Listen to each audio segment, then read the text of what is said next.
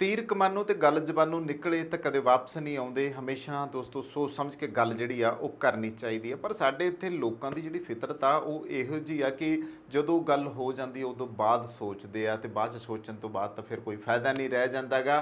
ਤਾਂ ਉਦੋਂ ਬਾਅਦ ਇਹ ਵੀ ਕਿਹਾ ਜਾ ਸਕਦਾ ਕਿ ਆਪ ਪਛਤਾਏ ਹੋਤ ਕਿ ਅੱਜ ਚਿੜੀਆਂ ਚੋਗੀ ਖੇਤ। ਕਿਉਂਕਿ ਹੁੰਦਾ ਕੀ ਹੈ ਕਿ ਗੱਲ ਜਦੋਂ ਕਹਿੰਦੇ ਨਿਕਲ ਹੀ ਗਈ ਹੈ ਨਾ, ਤੇ ਫਿਰ ਉਦੋਂ ਬਾਅਦ ਉਸ ਗੱਲ ਦੇ ਨਾਲ ਖਲਾਰਾ ਕਿੰਨਾ ਪੈਂਦਾ ਆ ਇਹ ਤੁਸੀਂ ਸੋਚ ਨਹੀਂ ਸਕਦੇਗੇ।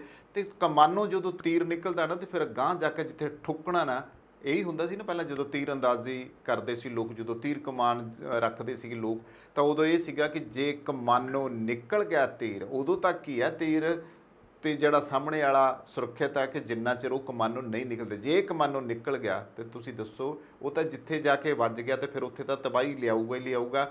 ਕਿਸ ਤਰੀਕੇ ਉਹਨੂੰ ਪਹਿਲਾਂ ਹੀ ਰੋਕ ਲਿਆ ਜਾਵੇ ਤਾਂ ਠੀਕ ਹੈ, ਪਰ ਜਿਹੜਾ ਤੀਰ ਹੀ ਨਿਕਲ ਚੁੱਕਿਆ ਉਹਨੂੰ ਰੋਕਣਾ ਵੀ ਤਾਂ ਔਖਾ ਆ। ਇਹੀ ਗੱਲ ਜਿਹੜੀ ਆ ਕਿ ਅਸੀਂ ਬੋਲ ਰਹੇ, ਮੈਂ ਬੋਲ ਰਿਹਾ, ਮੇਰੀ ਜ਼ਬਾਨੋਂ ਜੋ ਨਿਕਲੂਗਾ, ਜੋ ਮੈਂ ਕਹਿ ਦਿੱਤਾ ਕਿਸੇ ਲਈ ਚੰਗਾ ਹੋ ਸਕਦਾ, ਪਰ ਜ਼ਬਾਨੋਂ ਨਿਕਲੇ ਹੋਏ ਸ਼ਬਦ ਕਈ ਵਾਰੀ ਦੋਸਤੋ ਕਹਿੰਦੇ ਆ ਕਿ ਮੰਦਾ ਨਾ ਬੋਲੋ ਕਿਸੇ ਨੂੰ, ਕਿਉਂਕਿ ਜ਼ਬਾਨੋਂ ਨਿਕਲੇ ਹੋਏ ਜਿਹੜੇ ਸ਼ਬਦ ਨੇ ਉਹ ਕਦੇ ਵਾਪਸ ਨਹੀਂ ਮੁੜਦੇਗੇ।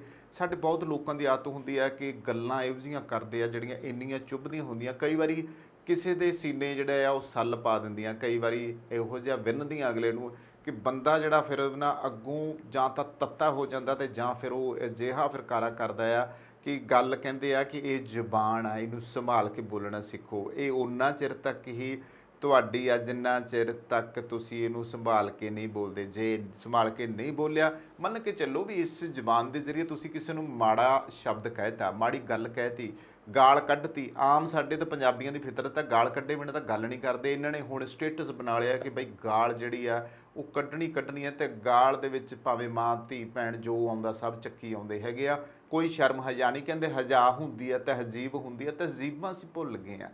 ਤਾਂ ਗੱਲਾਂ ਮੇਰੀਆਂ ਤੁਹਾਡੇ ਨਾਲ ਕਰਨ ਦਾ ਮਕਸਦ ਇਹ ਹੁੰਦਾ ਕਿ ਜਿਹੜੀ ਤਹਿਜ਼ੀਬ ਆ ਉਹ ਭੁੱਲਣੀ ਨਹੀਂ ਚਾਹੀਦੀ, ਤੇ ਅਸੀਂ ਤਹਿਜ਼ੀਬ ਭੁੱਲ ਗਏ। ਸਾਨੂੰ ਇਹਨਾਂ ਚੀਜ਼ਾਂ ਦੇ ਨਾਲ ਹੀ ਮੋਹ ਪਿਆਰ ਹੋ ਗਿਆ ਆ।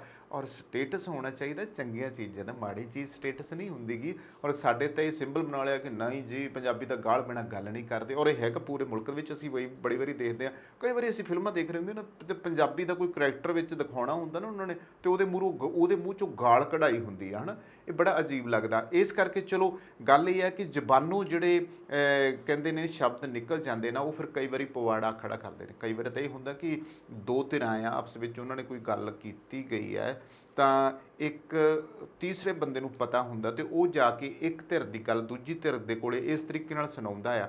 ਤੇ ਫਿਰ ਉਹ ਕਈ ਵਾਰੀ ਕੀ ਹੁੰਦਾ ਕਿ ਸੁਣਾਉਣ ਵਾਲੇ ਨੇ ਕਿੱਦਾਂ ਸੁਣਾਈ, ਕਰਨ ਵਾਲੇ ਨੇ ਕਿੱਦਾਂ ਕੀਤੀ, ਪਰ ਸੁਣਨ ਵਾਲੇ ਨੇ ਜਿਸ ਤਰੀਕੇ ਨਾਲ ਲਈ, ਫਿਰ ਉੱਥੇ ਵੀ ਪਵਾੜੇ ਖੜੇ ਹੁੰਦੇ ਨੇ। ਤੇ ਇਸ ਤੋਂ ਇਲਾਵਾ ਕਈ ਵਾਰੀ ਇਹ ਹੁੰਦਾ ਕਿ ਕੁਛ ਗੱਲਾਂ ਜਿਹੜੀਆਂ ਹੁੰਦੀਆਂ ਨੇ ਉਹ ਲੁਕੋ ਕੇ ਰੱਖਣੀਆਂ ਪੈਂਦੀਆਂ ਨੇ। ਤੇ ਲੁਕੋ ਕੇ ਰੱਖਣ ਦਾ ਮਤਲਬ ਇਹ ਹੁੰਦਾ ਕਿ ਇਹ ਕਿਸੇ ਨੂੰ ਪਤਾ ਨਾ ਲੱਗੇ। ਪਰ ਸਾਡੇ ਇੱਥੇ ਇਹ ਹੁੰਦੀ ਆ ਕਿ ਜਿੰਨਾ ਚਿਰ ਤੱਕ ਅਸੀਂ ਕਿਸੇ ਨੂੰ ਉਹ ਗੱਲ ਦੱਸ ਨਹੀਂ ਲੈਂਦੇ, ਔਰ ਕੁਝ ਗੱਲਾਂ ਤਾਂ ਇੱਦਾਂ ਦੀਆਂ ਹੁੰਦੀਆਂ ਆ ਜਿਹੜੀਆਂ ਵਾਕਈ ਪਵਾੜਾ ਖੜਾ ਕਰਦੀਆਂ। ਮੰਨ ਕੇ ਚੱਲੋ ਤੁਸੀਂ ਆਪਣੀ ਕੋਈ ਗੱਲ ਕਿਸੇ ਭੇਤ ਨੂੰ ਕਿਸੇ ਦੋਸਤ ਨਾਲ ਸਾਂਝੀ ਕਰਦੇ ਹੋ, ਤੇ ਫਿਰ ਉਹ ਦੋਸਤ ਜਿਹੜਾ ਆ ਉਹ ਆਪਦੇ ਢਿੱਡ 'ਚ ਰੱਖ ਹੀ ਨਹੀਂ ਸਕਦਾ, ਚਾਹੇ ਉਹ ਔਰਤਾਂ ਹੋਣ ਚਾਹੇ ਉਹ ਮਰਦ ਹੋਣ। ਜਦੋਂ ਰੱਖੂਗਾ ਨਹੀਂ ਆ, ਜਦੋਂ ਗੱਲ ਗਾਂਹ ਚਲੀ ਜਾਊਗੀ ਨਾ, ਉਸ ਗੱਲ ਦੇ ਨਾਲ ਵੀ ਜਿਹੜੇ ਆ ਬੜੇ ਪਵਾੜੇ ਪਏ। ਔਰ ਕਈਆਂ ਘਰਾਂ ਵਿੱਚ ਕਜਿਆ ਕਲੇਸ਼, ਕਈ ਵਾਰ ਨਾ ਗੁਆਂਢ 'ਚ ਜਨਾਨੀਆਂ ਲੜਦੀਆਂ ਪਈਆਂ ਹੁੰਦੀਆਂ, ਤੇ ਪਤਾ ਲੱਗਦਾ ਹੁੰਦਾ ਕਿ ਦੋ ਜਣੀਆਂ ਸੀਗੀਆਂ, ਉਹ ਆਪਸ ਵਿੱਚ ਤਾਂ ਗੱਲਬਾਤ ਉਹਨਾਂ ਕਰ ਹੀ ਰਹੀਆਂ ਸੀ। ਦੋ ਜਣੀਆਂ ਨੇ ਆਪਸ ਵਿੱਚ ਗੱਲਬਾਤ ਕੀਤੀ, ਔਰ ਆਂਢ ਗੁਆਂਢ ਦੀ ਕੋਈ ਗੱਲ ਉਹਨੇ ਉਹਨੂੰ ਦੱਸਤੀ, ਉਹਨੇ ਉਹਨੂੰ ਦੱਸਤੀ, ਤੇ ਫਿਰ ਕੀ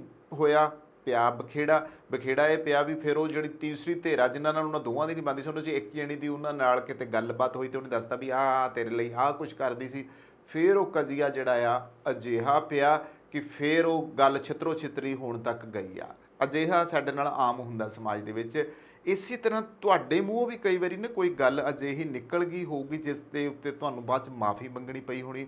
ਔਰ ਕਈ ਵਾਰੀ ਅਕਸਰ ਹੀ ਅਸੀਂ ਦੇਖਦੇ ਹਾਂ ਕਿ ਬਹੁਤ ਸਾਰੀਆਂ ਖਬਰਾਂ ਵੀ ਇੱਦਾਂ ਦੀਆਂ ਆਉਂਦੀਆਂ ਨੇ, ਬਹੁਤ ਸਾਰੇ ਲੋਕ ਵੀ ਸਾਨੂੰ ਆਲੇ ਦੁਆਲੇ 'ਚ ਇੱਦਾਂ ਦੇ ਮਿਲਦੇ ਨੇ ਜਿਹੜੇ ਲੋਕ ਇਹ ਕਹਿ ਦਿੰਦੇ ਆ, ਯਾਰ ਮੈਥੋਂ ਯਾਰ ਗਲਤੀ ਬਹੁਤ ਹੋ ਗਈ, ਮੈਂ ਇਹ ਗੱਲ ਕਹਿ ਬੈਠਾ, ਹੈ ਨਾ, ਮੈਨੂੰ ਕਹਿਣੀ ਨਹੀਂ ਸੀ ਚਾਹੀਦੀ। ਇਹ ਜਿਹੜੀ ਕਹਿ ਦਿੱਤੀ ਜਾਂਦੀ ਗੱਲ ਨਾ, ਇਹ ਫਿਰ ਬਾਅਦ 'ਚ ਪਛਤਾਵਾ ਹੁੰਦਾ ਆ। ਇਹ ਪਛਤਾਵੇ ਤੋਂ ਬਚਣ ਲਈ ਬਿਹਤਰ ਹੈ ਕਿ ਤੁਸੀਂ ਗੱਲ ਹੀ ਨਾ ਅਜਿਹੀ ਕਰੋ ਜਿਸ ਦੇ ਨਾਲ ਬਾਅਦ ਵਿੱਚ ਪਛਤਾਉਣਾ ਪਵੇ। ਔਰ ਜੋ ਗੱਲਾਂ ਬਖੇੜਾ ਖੜਾ ਕਰਦੀਆਂ ਹੋਣ ਨਾ, ਉਹ ਕਦੇ ਵੀ ਨਹੀਂ ਕਰਨੀਆਂ ਚਾਹੀਦੀਆਂ। ਇਸ ਕਰਕੇ ਕਹਿੰਦੇ ਨੇ ਜਿਹੜਾ ਹੈਗਾ ਸੰਜਮ ਬੋਲਣ ਦੇ ਵਿੱਚ ਵੀ ਰੱਖਣਾ ਚਾਹੀਦਾ। ਨਿਮਰਤਾ, ਹਲੀਮੀ ਔਰ ਸੰਜਮ ਜਿਹੜਾ ਹੈਗਾ ਉਹ ਇੱਕ ਸੂਝਵਾਨ ਤੇ ਸਿਆਣੇ ਮਨੁੱਖ ਦੀ ਨਿਸ਼ਾਨੀ ਹੁੰਦਾ ਹੈ, ਤੇ ਜੇ ਅਸੀਂ ਇਹ ਚੀਜ਼ਾਂ ਆਪਦੇ ਅੰਦਰ ਘਰ ਕਰ ਲਈਏ ਤਾਂ ਮੇਰੇ ਖਿਆਲ ਅਸੀਂ ਮਹਾਨ ਮਨੁੱਖ ਬਣ ਸਕਦੇ ਹਾਂ। ਤੇ ਜੇ ਅਸੀਂ ਚੁਗਲ ਚਪਾਟੀ ਕਰਨ ਵਾਲੇ ਤੇ ਇੱਧਰਲੀਆਂ ਉੱਧਰ ਲਾਉਣ ਵਾਲੇ ਤੇ ਕੋਈ ਗੱਲ ਹਾਜ਼ਮਾ ਜਿਹੜਾ ਸਾਡਾ ਜਿਸ ਕਰਕੇ ਵਿਗੜਿਆ ਰਹਿੰਦਾ ਕਿ ਅਸੀਂ ਅੰਦਰ ਰੱਖ ਹੀ ਨਹੀਂ ਸਕਦੇ, ਬਈ ਫਿਰ ਉਹੋ ਜਿਹੇ ਲੋਕ ਤਾਂ ਜਿਹੜੇ ਆ ਨਾ ਉਹ ਫਿਰ ਬਖੇੜੇ ਹੀ ਖੜੇ ਕਰਦੇ, ਉਹ ਫਿਰ ਪਵਾੜੇ ਹੀ ਪਾਉਂਦੇ ਆ। ਤੇ ਆਓ ਫਿਰ ਇਹੋ ਜਿਹੇ ਲੋਕਾਂ ਤੋਂ ਵੀ ਸਾਵਧਾਨ ਰਹੀਏ, ਇਹੋ ਜਿਹੇ ਪਵਾੜਿਆਂ ਤੋਂ ਵੀ ਬਚੀਏ ਤੇ ਆਪ ਵੀ ਬਚੀਏ, ਆਪ ਵੀ ਚੰਗੇ ਬਣੀਏ ਤੇ ਦੂਜਿਆਂ ਨੂੰ ਵੀ ਇਹ ਗੱਲ ਕਰੀਏ।